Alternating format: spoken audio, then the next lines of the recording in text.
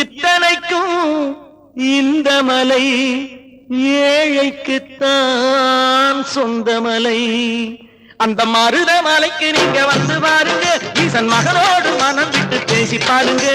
தீராத வினைகள் எல்லாம் தீர்ந்து போகுங்க, சத்தியமா சொல்லுறேன், தீராத வினைகள் எல்லாம் தீர்ந்து போகுங்க.